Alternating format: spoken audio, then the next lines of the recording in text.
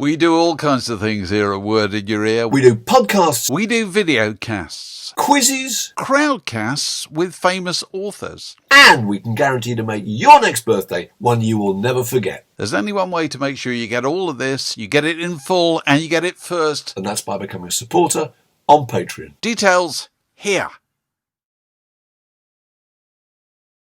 Word in Your Attic, a Zoom with a view. Okay, welcome once again to Word in Your Attic, and today to an old pal of ours who started out as a stand-up comedian and then he was a TV actor, and for the last 25 years he's been the best-selling author of crime thrillers, and he is the terrific Martyn Waites. Martyn, it's so nice to see you. How are you? You too. I'm not so bad, actually. Good. Probably carrying a few pounds over my fighting weight due to this winter lockdown. But yeah, apart from that, and the terrible hair, which I'm very pleased I've got headphones on to. Oh, well, you're in good company for that. Keep in place. yeah, absolutely. And you're in Exeter, right? Is that right? You moved out of London, you're now down in Devon? Yeah, down in Devon, yeah, where, the planes land and people say, the time is currently 1952. Right. Yes, that old joke. Oh, yeah, very attractive. I wouldn't mind it being 1952. That'd be good. Is that true? It's, not as much as it used to be. It's all kind of, it's a little bit cake more. And at 4 o'clock. And, Oh, well, no, cream teas. Oh, yeah. Cream teas and put the jam on second. That's, that's a big thing around here. Yeah. Principles. These are important things. But yes, good restaurants when they're open.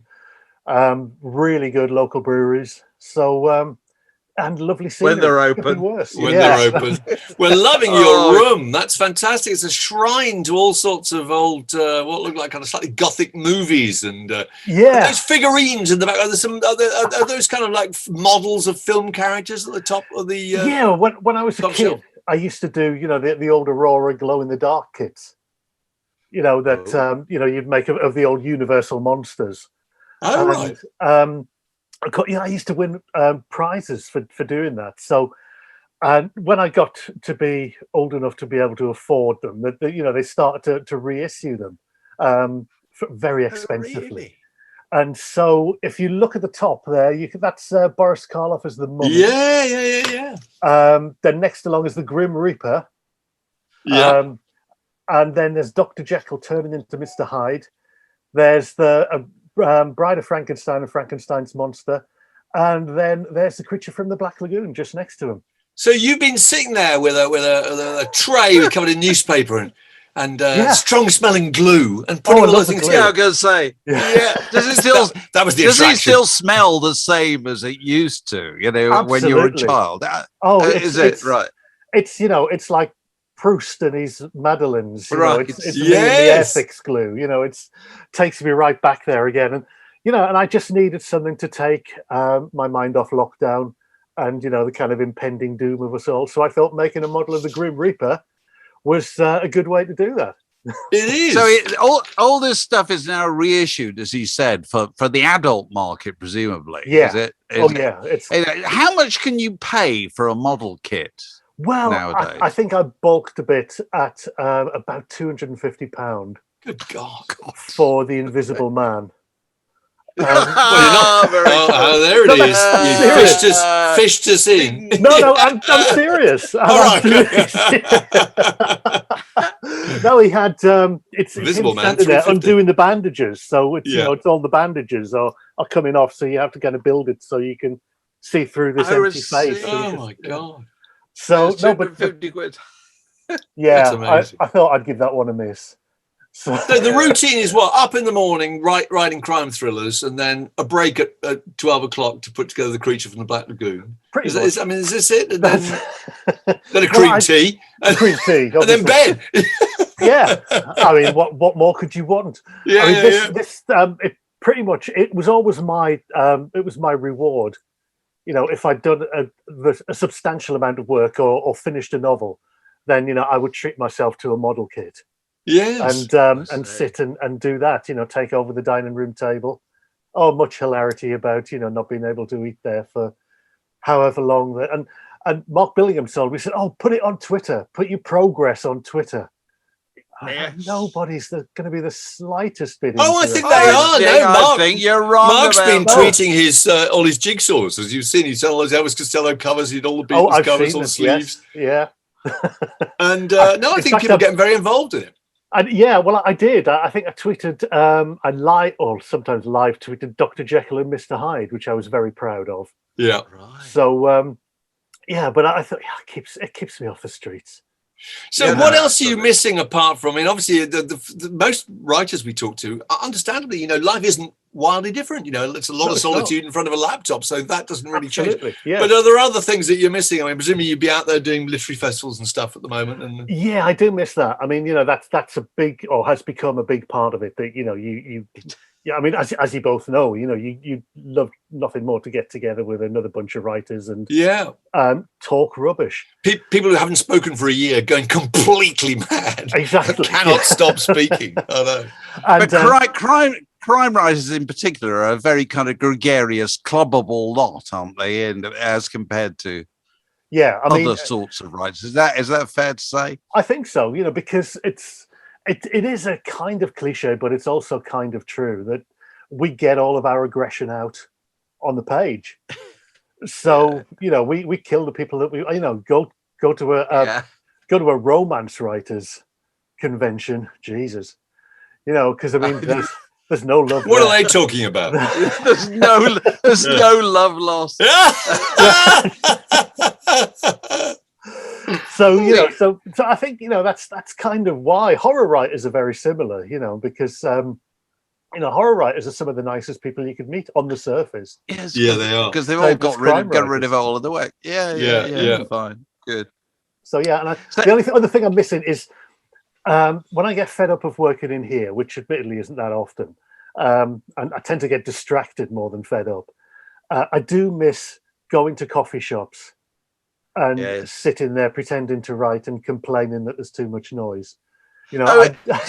You actually pretend to write coffee shops, and there's some people do write. Well, Pete Perfides, who we interviewed, you will have read his fantastic book, I'm sure, Broken Greek, wrote his entire book, he said, in coffee shops, which I think is absolutely quite incredible. A few people do this. I do try, but I think that when I'm working, I do have this kind of resting serial killer face. So it's not really. So you always get a table to yourself. Yeah, always. So it's kind of very much. If I am thinking, it's very much. Yeah, right. So if you look over and see a guy just sitting off in his own world like that, I'm bad for business. You're not really the ideal customer, are you? Really? Not really. Hovering there for 4 hours over one tepid cup of coffee. Yeah, scaring all the rest of them off. Well, look, we're going to take you back on a magical journey. Is it Newcastle on Tyne you're from? Newcastle on Tyne. Remember the kind of music. I'm sure you've dug some stuff out and you'll get it out in a moment. Can you remember the kind of music that your parents were playing on their record player when you were a kid? Yeah, they it was really just my mother. I was brought up by my mother, and there was no real kind of musical heritage that I got from. This was the most played record. The fabulous in the fabulous Shirley Bassey MFP. Yeah.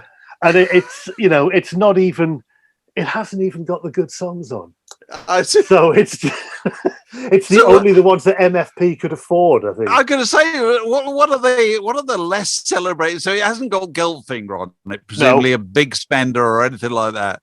Or kind of Tonight from West Side Story, which she's famous for. Okay. Yeah. I've Never Been in Love Before from Guys and Dolls.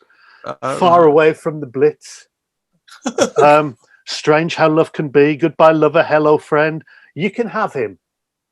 That's another, a Dionne Warwick song, isn't it? And and I think it's just she had a day free, and so what do you fancy? So are you saying that was the one record? Because I'm quite interested in this, because you did. I used to have aunts who had like one or two records, literally one or two. And you thought it's kind of not worth the trouble if you're just going to have one or two. You see, because then you've got to get a record player to play it on. So that doesn't really work out economically. Well, this is the thing that changed, you see, because when I remember when I was really, really small, we got a dance set. That was, and we had nothing to play. So you know, and I think my dad got me the dance set, and you know, he went. This is the very first single. Oh, right. Well, I can't read it's from on here. the What's Fontana label. You're going to have to tell us. Is it a pretty Keep on thing? running. No, keep Oh, on running. Spencer Davis Group. Spencer Davis Group. And So so that was on Fontana, first of all. Yes, it was, wasn't it? Yes. It was, yes. And how old, Dave, was Spencer Davis when that record was made? Wasn't he something like 15 when they recorded it? I saw him on that tour when... You did, that's right. I did. He was introduced as Little Stevie Winwood. And kind of a nod to Little Stevie Wonder. That was the joke. And well, Spencer Davis had taught him, hadn't he? At school. That was how he got to be in the group. But while we're talking about Stevie Winwood, I have to let you know the favourite bit of trivia about Stevie Winwood, which I'd fling in every time on these broadcasts. A friend of mine moved out to the Cotswolds recently and got dragged into the church choir, where he's one of two tenors. The other one, Stevie Winwood. Wonderful. Wow. Isn't that wonderful? Isn't that great? Choir practice. Look along. Who's That's that exactly person? what you want him to be. Still the kind of country squire. I can see a kind of probably a tweed waistcoat there. Oh my God. Isn't that Slight great? scented tobacco. That's lovely. There was that thing though in the mid '60s for having love affair. Steve Ellis. Steve Ellis. He was 17. Probably they were all pretty young because he took that whole generation. The drummer, the original drummer of Live Affair, just lives very near me here. And he's only about my age. And of course, I was talking to him about it recently, and they all started when they were 15, 16, because in those days, nobody went to college. Nobody stayed in the sixth form or any of that kind of stuff. They just did what they did, and they did it straight away. So that's, you know. But they also thought that was the age at which you might become a pop star, 18, 19. You know, by the age of 22, 23, you were considered to be pretty washed up, you know. Yeah. It was probably over. It wasn't going to last very long. So what about Newcastle? Did you? I'm trying to think of the Newcastle groups, the Animals. I mean, were there Lindisfarne? Was there a strong sense of local identity? I don't know. Well, I mean, I was too young to see the Animals. Yeah. But I do have quite a connection. Hold on, I'm just looking for something else here as well. Sorry, and it's the bottom record. Of course it is. When I said that there was only one record in the house, this came into the house. Oh, nice. Wow. As seen on TV. Yeah, in the early 70s. Yeah. And the arcade label. This kind of this started me going. This gave me a lifelong love of the Orb. Roy Orbison. Yeah. You know, it was except I remember when I went to see Blue Velvet, and of course they used In Dreams. And that wasn't on my Best of Roy Orbison album, so I thought it wasn't canon. So it never struck you. You got the budget label there. Yes, not until years later. The bottom of a barrel is being vigorously scraped. I know. What was the first single you bought? Can you remember? What that I bought myself? Yeah, without my dad buying it for me. It was this one. Oh, lovely. Oh, God. Which one's that? Solid Gold Easy Action. Gold Easy Action. And I just found a copy of Blackberry Way by The Move stuck to the back. Oh, as well. what? So, on the Regal Zonophone. Hold on, the Regal Zonophone label. Yeah. Oh, we don't see enough Regal Zonophone records on these video casts. Now, the early Move records and the early Procol Harum records, I think. Were you a big Beatles fan? No, I know this is heresy. No, that's really interesting, because usually when people mention the Move and they get into things like ELO and the Move, it's usually because there was a kind of Beatles connection. But you were not a big Beatles person. Not a huge Beatles fan. I mean, not really until the end. I mean, I like John Lennon and Paul McCartney's Wings, the band the Beatles could have been. I mean, I like I like their stuff in the 70s, but I mean, it seemed like the kind of things that older brothers would listen to, and I didn't have an older brother. Yeah. So, you know, I kind of missed that first time around. Yeah. The same with the Stones as well. You know, it kind of passed me by somewhat. Glam rock, however, I mean, that was when I couldn't get a picture single. You know, I would make my own cover There's that's lovely. there's sparks for this town ain't big enough for the both of us. Oh, that's gorgeous. And I've got a little, there's a little, I mean, that's a little gun there as well. So, I would do things like that. Just the shot on the Yeah. So, I mean, and I would, stuff like that. Yes, definitely. I mean, that was kind of when I was coming into my own. But I mean, what you were saying about Geordie influences. I mean, that I always thought, I felt that we were kind of coming from the Northeast, that there was a kind of second-rate feeling about it, because on the other side of the country, you had Manchester and you had Liverpool and you had all the ships coming in from America, bringing all the good records. Yeah. So, and I think that's chalked up like crazy. That is, but it's really it's wonderful romantic stuff, isn't it? The Beatles go to the fairground and they hear these R&B records playing on the dodgems, and they're playing them that night in the cavern. No. But I mean, so I always think, well, by that standard, we must have Viking folk songs in Newcastle, because I mean that was all that we really had that was coming in that way. But I mean, interesting enough, I mean, I missed the Animals, but I did write a book a few years ago called The White Room, because I always used song titles for my book titles. Yeah. And it was set predominantly in the 60s in Newcastle. And there was a big, big scene set in the Club of Go-Go where the Animals were playing. So, and that was kind of, I spent quite a few days just immersing myself in it and just trying to reimagine everything. And by the end of it, I was convinced I'd been there, so it was that, and I found, in fact, I think I've just sent you a photo that I took when I was back up in the Northeast last year. Outside of it, it's a little blue plaque photo outside of a fish and chip shop in Tynemouth that says Jimi Hendrix bought fish and chips here and ate them on the seafront. Oh, that's playing wonderful. a gig at the Club of Go-Go in Newcastle in 1967. Fantastic! So I think I just emailed you that. So you should have. We'll have a look. So is this actually says that he ate fish and chips on that spot? Is that what it's saying? Yeah. That's just brilliant. Is this a proper blue plaque, or is this just an enterprising chip shop owner? I think it may have been stuck on the window from the inside. So, but I'm still going to go sellotaped on.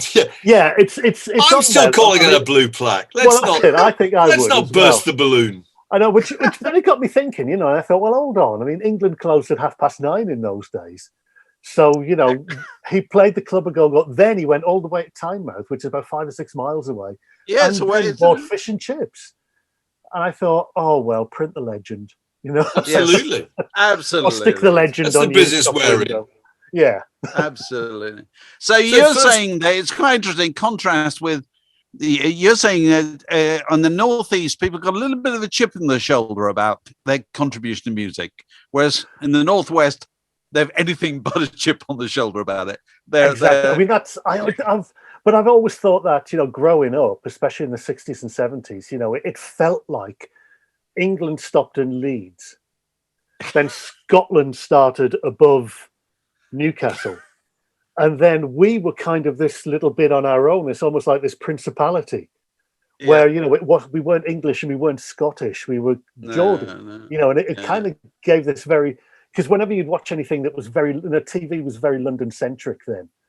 So, it was kind of, you never felt totally represented. I mean, it wasn't until, culturally speaking for popular music, until the Tube started in the early 80s, which was from Tyneside Studios in Newcastle. That you actually got a sense that bands would come up here. That's right. It gave it a real identity, didn't it? You never felt the Roxy music. Well, obviously Brian Ferry, rather than Roxy music. Yeah. You never thought of him as local boy made good. Well, I kind of did, because he used to go out with my friend's wife. So, that was kind of her claim to fame. Was Brian Ferry used to be her boyfriend. So, but that was, and I think Andy McKay was seeing somebody who I knew, and they didn't like Brian Ferry because of that. And but Angelic Upstarts, was that But they were more Sunderland. Oh, okay. So, That's not the same. Another world, Mark. Don't go there. I know. Exactly. It's like Derry and Belfast, isn't it? It's a it's a tinderbox. But Lindisfarne. Yes. I mean, my oldest friend that I went to school with, she's Alan Hull's niece. So, I kind of grew up with Lindisfarne, or with them kind of looming large. I'd get free tickets, every year to go to the Christmas shows. Oh, of course, they used to do a Christmas show. At the City Hall in Newcastle. And they were blinding. Must have been fun. Yeah. And I always thought that it was a shame, because I always felt that Alan never got the breaks that he should have done. Well, none of them did. I mean, they were really big for about a year, it seems to me. And then it just fell away. Well, it never developed. And they sort of went solo, they fell out. Yeah. I don't know. And we were talking about this the other week, that Ray Jackson plays the mandolin solo at the beginning of Maggie May, Rod Stewart. It doesn't even get his name on the album cover. And they say it's that bloke from Lindisfarne. Yeah. Can you imagine anything more damning? Well, I mean, I still remember in the 80s, that Deb, my friend, her mother was always saying about, when she talked about Lindisfarne, one of the first things she'd always say was, Genesis supported them. I thought, but if you're still saying that 15 years later, it's a bit sad, really. Because they should have been bigger. I mean, Alan Hull, I think, was a great songwriter. Yeah. And I don't think he really was given his due. So were the first bands you saw, was that in Newcastle? Had you moved by then? No, that was in Newcastle. I think the first proper live band that I went to see, because I mean, I was like, when I was designing my own album covers, I think I must have been about, I was 74, so I must have been about 10 or 11 when I was doing that. So, it was difficult to convince anybody to take me or to go with me, being an 11-year-old, to go and see bands. So I think the first one that I went to with my cousin, we went to see Mud. That must have been fun. Surely that would have been fun. I mean, how can it not be? The Mud dance. Exactly, I mean, two kind of 11-year-olds. Thumbs slung in waistband. I think we had our satin scarves, we'd bought our satin scarves tied to the wrist, but we had them in the, sitting there with them on us. I mean, it was good fun. It was really good fun. But I mean, and so that kind of, let my mother think that, well, perhaps it's all right to let him go even at an early age. So I think that as long as I was with friends, we try, but then it was just trying to see who would come up to the City Hall that we'd heard of and that we liked, so I think, I mean, there was another couple of bands that I think I went to see, but I can't remember all that much about them. But the next one that had a real profound impact on very young me was Dr. Feelgood. Right. And, just to actually go and see them. And again, that was on the recommendation of my friend's cousin, I think. He borrowed all his, Dr. Feelgood Down by the Jetty and, the 3 albums that I think they'd done, but 2, was it 3? Was this the white suit era? Was it the grubby white suit with the and bottles of brown ale? Yeah, it was great. I mean, absolutely, I loved it. I thought, well, that's it. So you weren't a reader of the NME or anything like that. You weren't kind of keeping tabs on it all via. Well, I was. I mean, Sounds was the paper of choice in kind of late 70s, post-industrial small town outside Newcastle, because it had a better sense of humour. And I think that, we thought that the NME could be kind of po-faced about things. But if you wanted to have a laugh, surely not. I think you might have been right there. I will not have that said. Yeah. I mean, I will say that I did change my allegiance, kind of about 1980. Yeah. I did sort of change my allegiance over. But because a lot of my friends, my peers, were very into heavy metal. So, it was kind of, if I wanted to go to a gig and I wanted to have somebody to go with and not be this kind of little boy standing at the back on his own, then I had to go with them to see Rush. Or to see Motorhead, who I loved. Yeah. I mean, I don't know how you can fail to like. I mean, we saw them on their first, headline tour of coming to the City Hall in Newcastle, and I had to go to the doctors because my eardrums burst afterwards.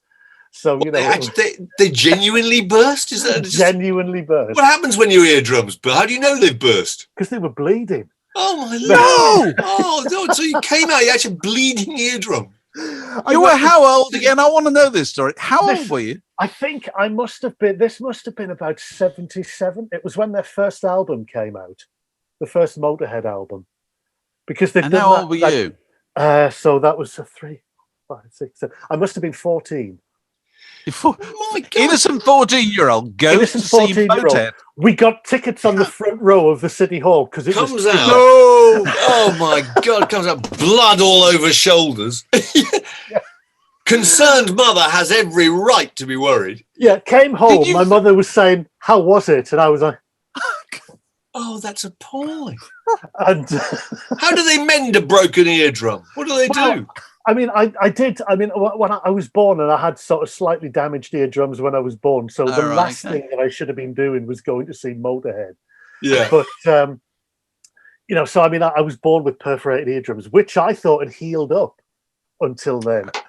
Until I went to see Motorhead. Yeah. So I thought my eardrums had healed up until I went to see Motorhead.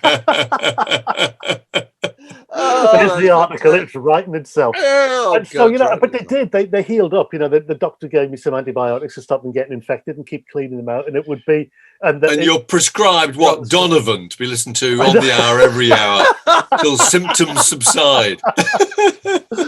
And the thing was that as soon as they got better, Motorhead were touring again, so I went back to see them. You're kidding? No, this is insane. But I mean, I made sure that we sat nearer the back. Yeah. Because, I thought, and it was only moderate, hearing loss after that. But yeah, the first time.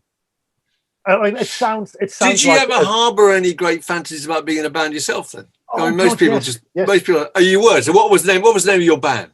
Well, I mean, there was a few. Oh, there was a couple at least. And I think I said, I've been looking for our one album. Yeah. Our cassette album that we did. This was in the early 80s. We were called Tractors Are Go. Tractors Are Go. Tractors Are Go, which was just kind of a joke name that we started with. And I mean, I think, it was me and a keyboard player called Graham because kind of synth duos were in at the time. So we thought we didn't really know very many other people. So let's be OMD. So, I was kind of the mouthy one. Who would do the vocals and shout a bit, and then he would actually put the music together. And so, and I would write the lyrics. I think we got some guitar overdubs on it as well. Can you give us a song title? Random song title? New Victoriana was one of them. Okay. It was against Thatcher. Yeah. And before that, I'd been in this kind of oh, well, this was interesting. Actually, it was before and after that. I was in a kind of glam punk band. We were kind of New York Dolls copyists. We were called Dennis originally. I don't know why. I didn't name us. That's a good name. And we used to share the drummer with, can you remember Hurrah on the kitchenware label? Oh, right. Yeah, yes. Well, we used to share their drummer. In fact, I think he used to be the drummer in a lot of bands because he had his own rehearsal rooms. Which meant he turned one of the rooms in his flat. He'd got a whole load of old mattresses and shoved them against the wall. So that was, he had the rehearsal room. So I was the bassist for this when I was a lot thinner and could just kind of get away with black drain pipes. And we were kind of rampant New York Dolls copyists. Gates Dancer to New York Dolls. So Mascara, the full number? Yeah, I mean, it was. I mean, I was looking for photos of me with the mascara on and crimped hair. I had my hair crimped and kind of big baggy jumpers, but sort of spindly drain pipe legs. Yeah, and so I was doing all that, and our lead singer was called Derek. Which is the least glam rock name. That's not a very New York Dolls type name, is it? And I mean, this was when I was about 17. He was in his early 30s. And so, it was kind of his last. He obviously chance, jumped on really. every bandwagon available. Yeah, and so he said, there's a 17-year-old bassist we've got. Yeah, we'll have him. Yeah, this kind of, it was kind of very, but we changed our name. We got a guitarist who was adamant he'd been in Hawkwind. Could have been. A lot of people have been in Hawkwind. yeah. Well, that's it, and I kept saying to Derek, has he been in Hawkwind? He says, well, he says he's been on stage with them. I said, that narrows it down a bit, doesn't it? So it's saying you've been on stage with Sham 69. Yeah. Or Iggy Pop. And so thousands of people. Yeah. And he was called Albert. This is sounding increasingly like a Ted Lewis story with Derek and Albert in this glam punk band. But we changed our name to Pinup, which was a bit of artistic license in the state of us, really. And then I left to go to drama school, and Pinup continued. And they got a tour with, it was one of those 80s hair metal bands. It's going to come to me as soon as I remember. So you went to drama school and you were an actor briefly, weren't you? Yeah, I was an actor. What parts? So did you have a kind of EastEnders? I just want to go back to I just want to ask a question before you do that. No, seriously. Were you part of the Citizens Theatre and so forth up there? That was Glasgow. I used to. Oh, sorry. Was the one in Newcastle? Sorry, I got this wrong. It was the Newcastle Playhouse. It was Northern Stage. Okay. I'm trying to think because Neil Tennant was involved in. Well, there's live theatre as well.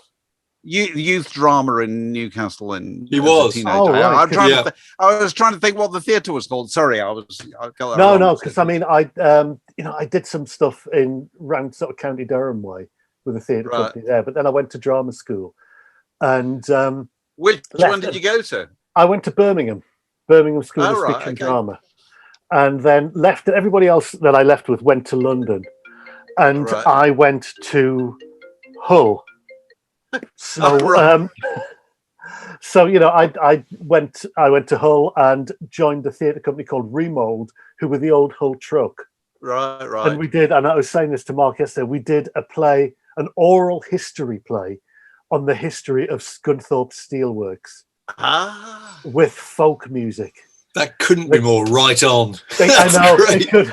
Very worthy. A very good idea. That's great. It's lovely. And I was looking. We did the songs as an album, and I've been looking for the cassette of it, and I've got it somewhere, and I can't find it. Yeah. Possibly because I hid it in shame. But I do definitely have it around the house somewhere. And and the music was written by a guy whose name I can't remember, who was in the Albion band. Ashley Hutchins, one of those. John Tams. I think John Tams. No, it wasn't him. I think he was, or something to do.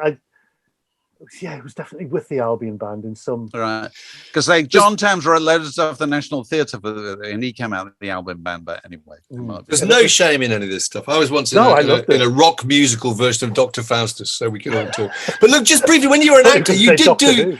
Yeah, Doctor Who. You did get a few TV roles, didn't you? Were you in something like a Morse or something? What kind of parts did you get? I was. I either got kind of coppers or villains. Being kind of 6'2" and and with an accent. If you've got a Geordie accent, you're naturally intimidating, apparently. Right. Except on the phone. Except on the phone, because that's where all the call centres are. Exactly.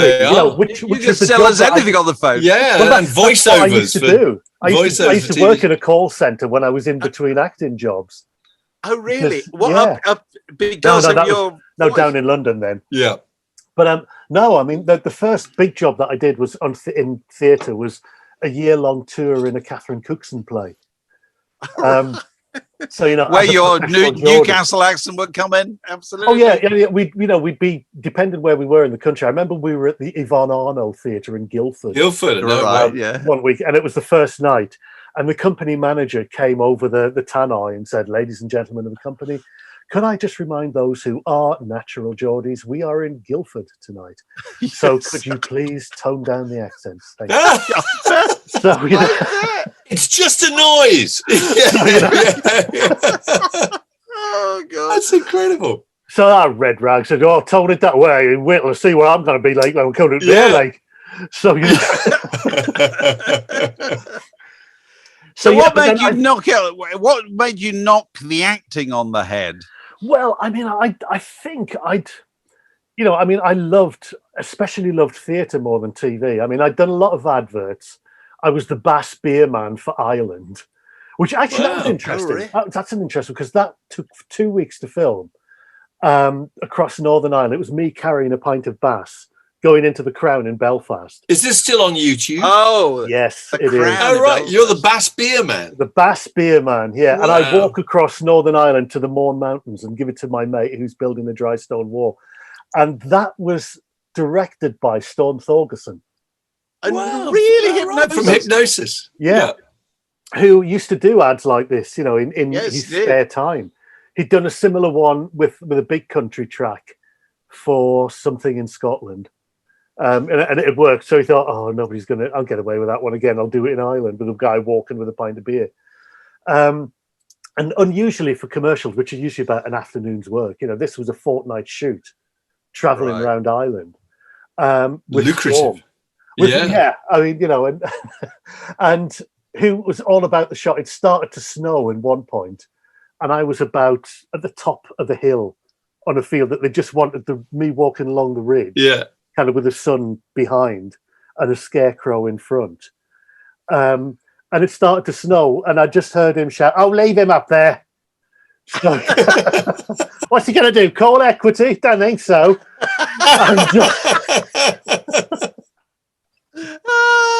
So do you get with a thing like that? Do you get residuals? Do you get normally you do get paid? Yeah. Well, because there were only 2 TV stations, there was Northern Ireland and the Republic of Ireland. Oh, of course, you're in a relatively small market, aren't you? Most of the money that I made was up front in the 2 weeks. Well, you get a percentage every time it was shown. You get royalties. Well, you certainly used to, yeah. So if you get one of those ads that runs for years, you can do. Well, the guy who does Go Compare is probably very, very wealthy. Yeah, I'm sure he is. Yeah. Oh, yeah, and I always think, the guy who does that PlusNet commercial is. No, because it's Northern, and I just think, and part of me always, whenever I see something like that, I think I'd have been up for that. Yeah, you think, why isn't that me? Yeah. I know. Do you ever sit there and think, Sean Bean, he must have it made in the bloody shade, mustn't he? Well, he just sits at home in his studio. Yeah, and his studio is no doubt somewhere in the Bahamas, doing Yorkshire.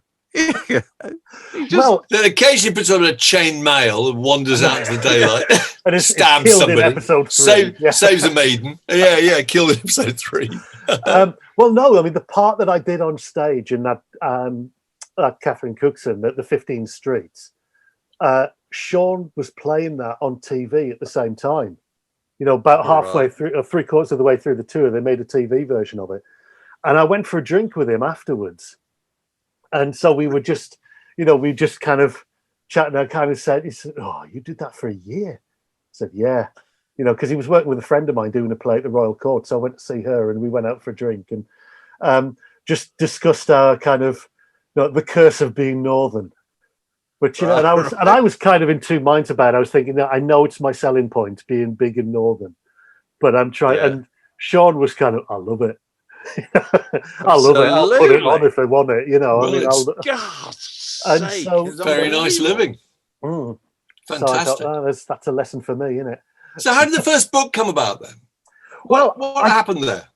I'd done a commercial for BT. I'd always said that I wanted to write a book. I mean, the majority of actors always tell people they want to write a book. Yes. So, but never actually do anything about it. Or it's always about being an unemployed actor living in Clapham. I mean, it's, and it gets sort of 7 pages in and the actor goes to the pub and you think, I mean, that's as far as most of them ever get. Goes pub and he just stays there. So, yeah. The actor goes to the... So, I thought, no, I'm going to write a proper novel. I've wanted to, and the only kind of thing that I was reading at the time that I loved was crime fiction. So I thought, right, I'm going to try and do all the kind of American crime fiction tropes that I like and transfer them to a city in Britain. So I chose Newcastle. Right. And I thought I'm going to try and put all the things that I like in. So there was a lot of Lloyd Cole references in the first novel because I was listening to Lloyd Cole a lot when I was writing it. And the first one was called Mary's Prayer because all the books had to have a song title. I thought, that's my USP. I thought, yeah. And it was released eventually. It took 5 years of rewriting. Really. And it was released to a chorus of virtual indifference. So, but I started doing another one, called Little Triggers, which was a sequel to that. The Elvis track, yeah. The Elvis track, yeah. Yeah. And so yes, then you did White Riot, didn't you? I'm trying to think of quite a few now. I did. Yeah. Yeah, I did White Riot. That was kind of getting on a bit because I did Candleland next, which is the title of Ian McCulloch's solo album. And then I did, hold on. All right. Which Born record Under, is that called? Born Under Punches. Oh, right. From Okay. Remain in Light. Yeah. Because, I think that was just about one of my favorite, still is one of my favorite albums. Right. And, that was the book that I wanted to write a book about the miners' strike. And I thought, obviously, the best way to do that is to name it after a Talking Heads song. Made sense in here. That was great. That won an award in France, which the award is up on the wall there, I think. Just next to a photo of Elvis Costello outside the Roundhouse, just where my finger is there. I can see it, yeah. That I was given from his agent's office. When they parted company, so is it the case that crime writers kind of have got the UK divided up between them? But kind of Ian Rankin is Edinburgh, and you're Newcastle, and is somebody Leeds, and is anybody doing Exeter? Well, I've kind of, I moved. The last 3 books have been set down here. All right. Okay. More in oh, sorry. Hold on a moment. Yeah, it's all right. Thank you very much. What service? It is, isn't it? Yeah. Yeah. Thank you. Yeah. Brilliant. So go on, you were saying the last few books. The last few books have been set down in certainly in Cornwall at least. Right. Because I wanted to do a kind of gothic noir. A sort of post-Brexit rural gothic noir, kind of combining folk horror with noir themes, and so I did. I've done 3 of them, and now I'm doing something completely different, which I can't talk about yet. Because I don't. So, how much of your own musical taste goes into? Because I know that Ian Rankin's Rebus has a lot of his similar musical taste, and Mark Billingham's Tom Thorne, the same thing. Is lots of country and western and all that. Who's your guy? It's Joe Donovan, right? Is your main best? Well, the first series character I had was Stephen Larkin. Yeah. He was the one with the big Lloyd Cole album collection. Yeah. And then Joe Donovan. Yeah, pretty much. You see, I kind of cottoned on to the fact that if you do a series of books, and I did the Joe Donovan ones with Bone Machine and The Mercy Seat and White Riot, and if you give your lead character your taste in clothes and your taste in music, then that immediately becomes tax deductible. So he. If he's wearing my jacket, absolutely. If he's wearing my jacket or my T-shirt, I've got to kind of try it out for him and see. Exactly. So I think it really is tax deductible.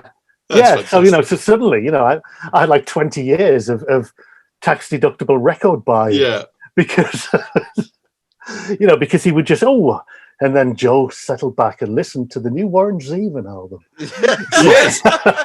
Which he thought was 3 stars out of 5. Yeah. Check out track 3. Oh, yeah, but he couldn't do this tonight because Richmond Fontaine were playing. I know this is an impossible question to answer, but roughly what's your rate of production? How long does it take you to write a book? How many? You write one a year or? Pretty much one a year, yeah. One a year. It kind of, evens out to that. It's, last year a one didn't come out there wouldn't be one out this year, but it's coming out next year in the States. Right. And that's mainly because of scheduling, book scheduling for my release schedule in the States. But it's not coming out over here yet. Right. For various contractual reasons. But now in the meantime, I'm writing something else, which hopefully will be out as soon as I've finished it, really. So you're always writing something. Yeah. Is that always the case? Yeah. You're always. Yeah. Can you listen to music when you write? We often ask people this, and it's just interesting that some just can only listen to instrumentals. They just can't listen to anything with a lyric. I can listen to stuff before and afterwards. And, I'll get into a kind of rhythm or routine. I mean, when I was finishing the last book, which was kind of last summer, and coming to the end of it, and I was finding it really, really difficult to write. For some reason, the only song that was in my head was Bed Shaped by Keane. And I'm not even a fan of Keane, but this song wouldn't go out of my head. So I had to start every day listening to that. Right. I mean, it did. There was something, on the minor keys of it that set the template for what I was writing. Yeah. And it worked. It got me into that right frame of mind. But I mean, it could be anything. I mean, there's been Jerry Rafferty, Night Owls has been a constant source. And I know, and I often know when I'm trying to speed up the writing a bit, then I always go through a Bill Nelson phase.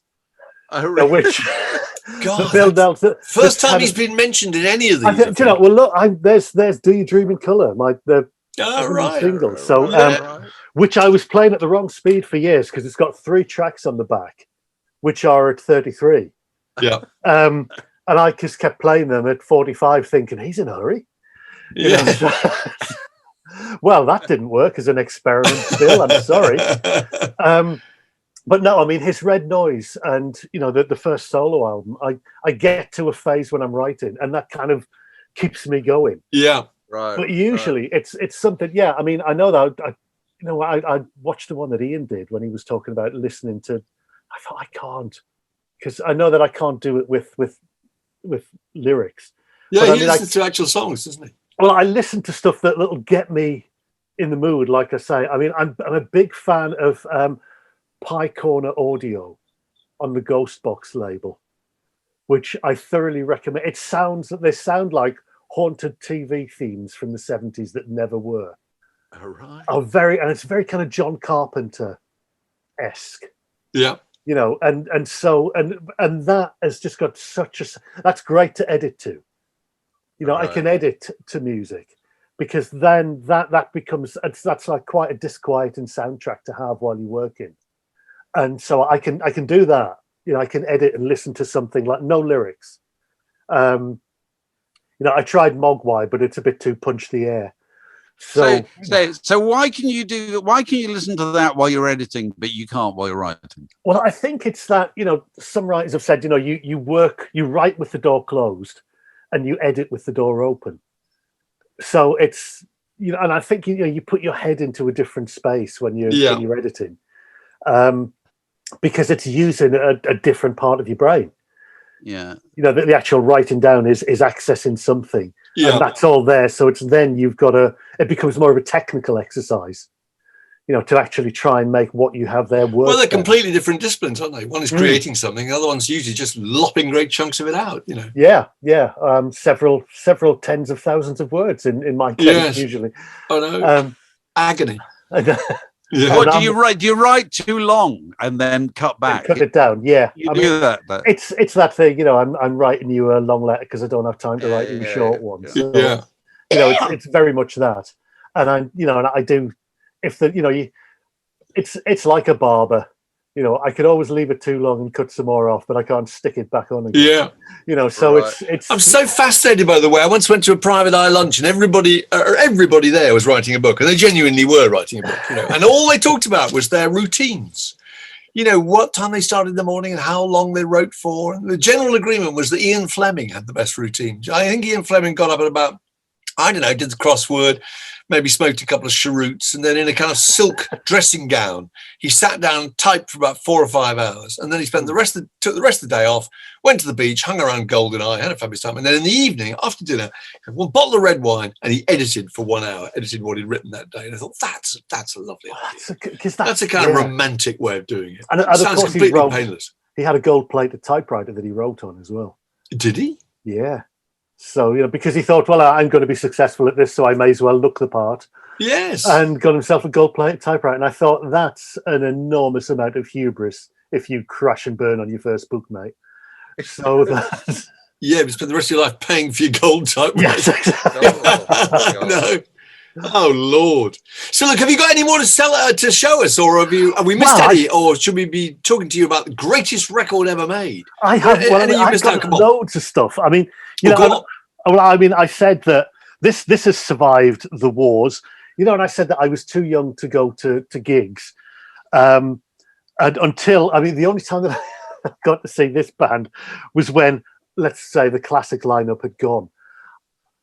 Right. Oh, okay. I do. I know it's massively unfashionable to admit it, but we love it. We love that record. Yeah, I mean, I saw it in 1971. Around then. Yeah, I think that was the 71 album. Yeah, yes, it was. Yeah, it was. Well, I didn't get 2 albums in 1971. Was the other one Fragile? Yeah, Fragile later. Different lineup. Yeah, surely the classic lineup. Rick Waite, Bill Bruford. Squire. No, Rick Waite, not Rick Wakeman on that one. Tony Kaye. Tony Kaye. Okay, yes, it was. That's right. Yeah. But the rest of them, as you said, I never got to see them until the classic lineup had gone, and Trevor Horn had joined by the time they came to Newcastle City Hall, and I couldn't get anybody to go with me, so I took a friend from school with me. And it was almost like, they'd drawn lots because I wouldn't shut up about it. And it was like, who's going to get the short straw and go with Martyn to see? Go with him. Did he bring a book to read? Yeah, I don't. She wouldn't take a duffel coat off and just sat there like that the whole time. And then we got to the end, and I said, "What do you think?" She said, "Well, at least there was words." So I thought, Christ. Yeah. You see, why do you take somebody with you? Seriously, if I was going to go and see somebody like that, and I didn't have a friend who liked them, I'd rather go on my own. Well, that's it. That's what I did eventually. Isn't it going to ruin the evening? Worrying about her. Yeah. I mean, yeah, because and I just, for years I just went to gigs on my own after that because. People would look at me like I had 2 heads if I, do you want to go and see something? There's a lot to be said for this, you see, because if you go on your own and you don't like it, you just leave. Yeah. Whereas if you've gone with another person, you can't admit you don't like it or you're slightly less than thrilled. No, it's a real issue about people's relationship with music. We talked about this before, that in the days when you used to share flats, I don't know if you must have gone through periods when you did that. When you bought a record and you came home and your flatmates would say, "Oh, what's that?" And you go, "Oh, it's the new so-and-so. It's really good." And you'd hope to them. God that it was really good, because they would then have to hear it. And Dave always makes the point that it's like having another additional member of the flat living with you.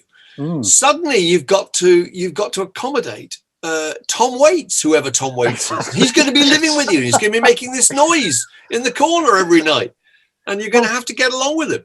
I remember that when I was at college, I was at drum school, and I was living with my college girlfriend at the time, and I remember her just sitting in the living room once and saying, "My God, you'd think you only had 3 records."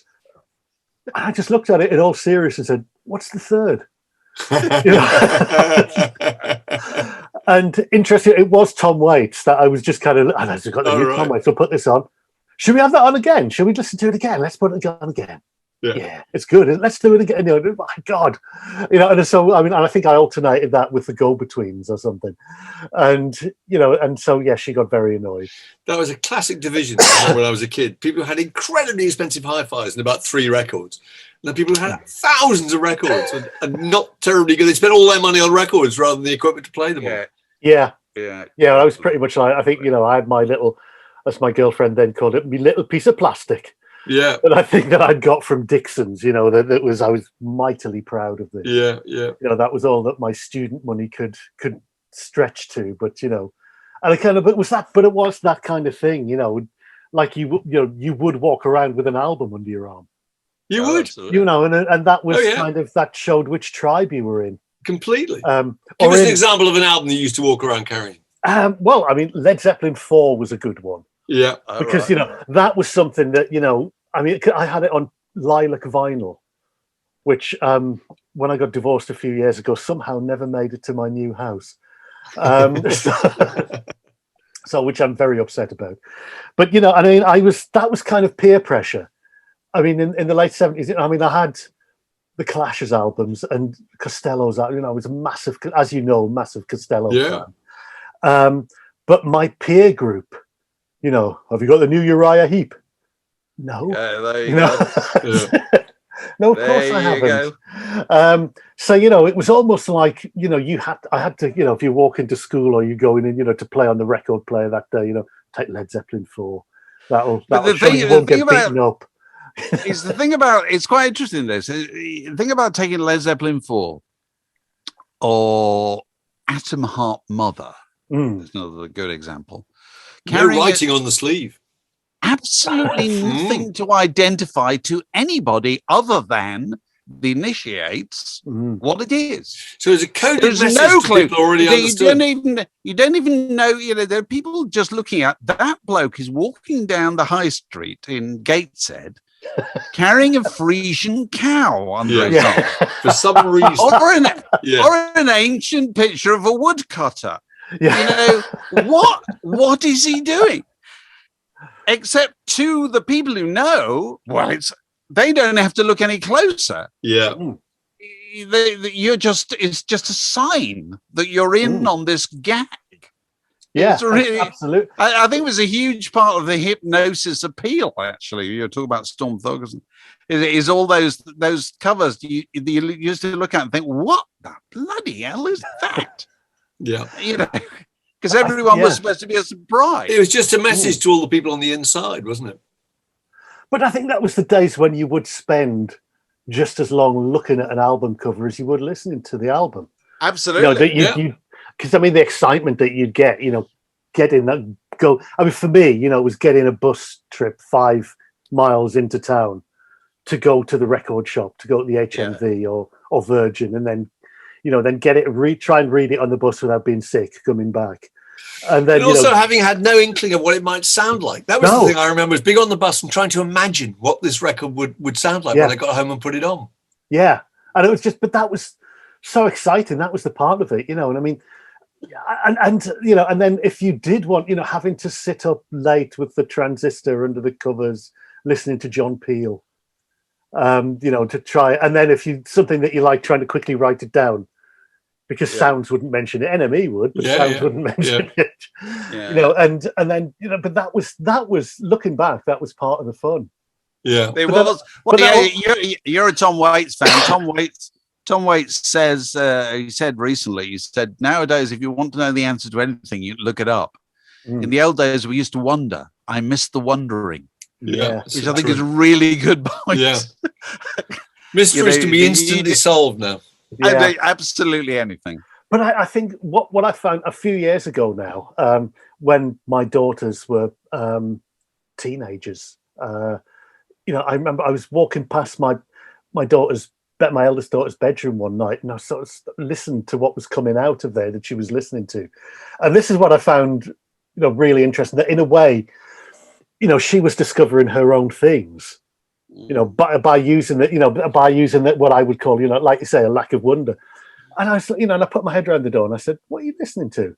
She said, "Oh, it's a band called Susie and the Banshees. You won't have heard." You won't have heard it. Gives you a slightly patronising look. Catch up. Come so I on. said, "Yeah, no, new to me, mate." You know, Yeah, absolutely. Well, because that's the other thing about young people in music nowadays. They have no sense of chronology, because it's all there all the time. Oh, that fascinated me. My eldest son asking me which came first, Nirvana or the Doors. Yeah. All he knew is that there were two groups. His lead singers had died, they didn't tour anymore, but he didn't know which one came first. It seemed extraordinary because everything was in a logical progression. You could understand why music sounded like it did because it'd been influenced by the people who came before and it influenced the people who came after.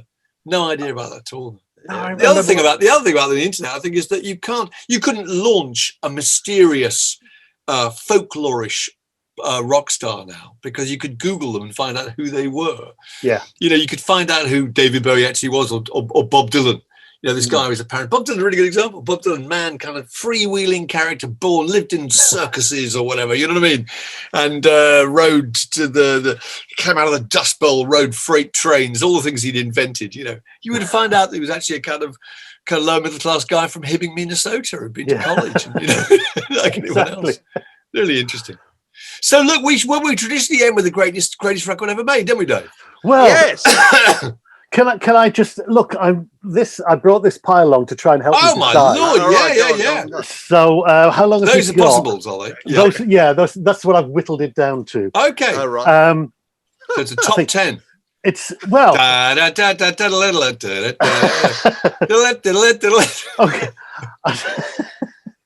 Where are we? Oh, actually, yes. Well, I think it's probably that one. What's that one? Oh God, Scott Walker sings. Ooh, the drama. He's going through the uppers and downers and hanging around. Just hanging around us. Yeah, that's a record I don't think gets enough credit. Cockney Rebel. Okay. There's some really lovely stuff on that. Was that the second one? The second one, yeah. The second album, yeah. After the Sebastian one. Yeah. That was a seminal record in my cultural development, I think you'd say that was. Okay. They've never had a comeback and a reassessment, have they, really, Cockney Rebel? No. Just about everybody else in popular music has. They haven't. It hasn't happened. You should lead it. I think right. Well, only one really significant hit, surely. Maybe I'm wrong. And boy, it's a good record. No, it is a really good record. And that I think an that amazing was after, Spanish guitar solo. Yeah, but that was after what I thought, the experimental stuff that they'd done. Oh, okay. Which like the Psychomodo and the earlier album. Yeah. Was much more experimental. Yeah. Quite derivative, but very experimental in a way, if that's not a contradiction in terms. No. I kind of narrowed it down to two. One of them, this is, I don't know which version I'm on here. I think I've had about 3 or 4 copies of this. Yeah. Because when it came out, I played it to death. I think this used to belong to an old girlfriend of mine, and she didn't want it anymore, and she kind of gave me it to shut me up. I now listen to it on my iPod instead, just to save the vinyl. So is that the third? Was that the third? The third one with Games Without Frontiers and Intruder. Right. Yeah. I just think there's something incredible about this album. And I know that I'm in a minority, and I think it just means such a lot to me, really, that it just seemed like there was so many different, disparate strands of popular culture and music coming together in that album. Well, I should go away and listen to it again after you've said this, because I've listened to it in years. Because I love, but this, I think for me I think it's the one where he got everything together. Because when I wanted to choose best album that I've got on vinyl, because I have got a ton on CD. Because a lot of the time, like and I said, you're moving around from house to house and kind of going through relationships and things. You tend to lose a lot over the years, and I a lot of the stuff I've had to replace on CDs when the vinyl hasn't made the journey with me. But this one has made the journey with me all the time, and I think this is the one for me where Tom Waits gets the balance perfect. Oh, right, lovely. Okay. Yeah. And that is definitely my favorite album of the 80s. Yeah. Without a doubt. And I just think it's just kind of got everything on it. It's just there's something for every single mood and emotion. Everything's covered.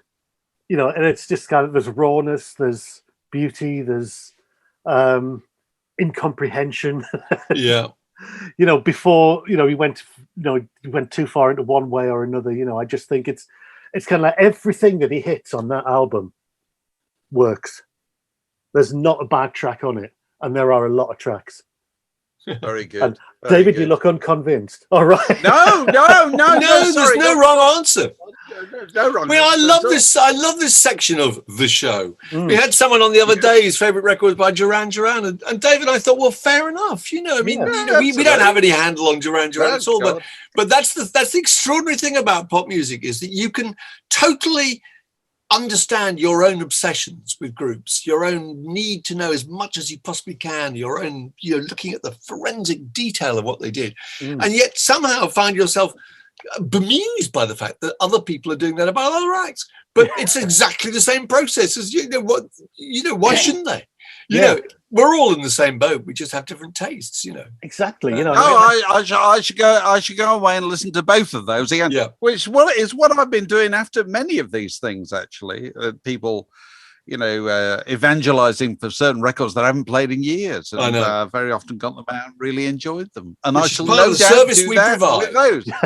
It And I is. shall also, I've also probably got an old MFP Shirley Bassey record as well, which is due for a reassessment. I think Shirley everybody does. I think it's. Yeah. Look, you must have one behind you there somewhere, mustn't you? I probably do. I probably do. Well, Louis, So it's been nice lovely. to talk to you. It's been No, lovely to talk to you. likewise. This has been great. I've Been really so good fun. enjoyed it. Yeah, Thanks, Are we Martyn. going to go off and write a book for the rest of the day? yeah. I think I'll do that after I have another cup of coffee delivered Before your by cream hand tea. around the door. Yeah. The mysterious hand going around the door. That was wonderful. That was great. Word in Your Attic, a Zoom with a View.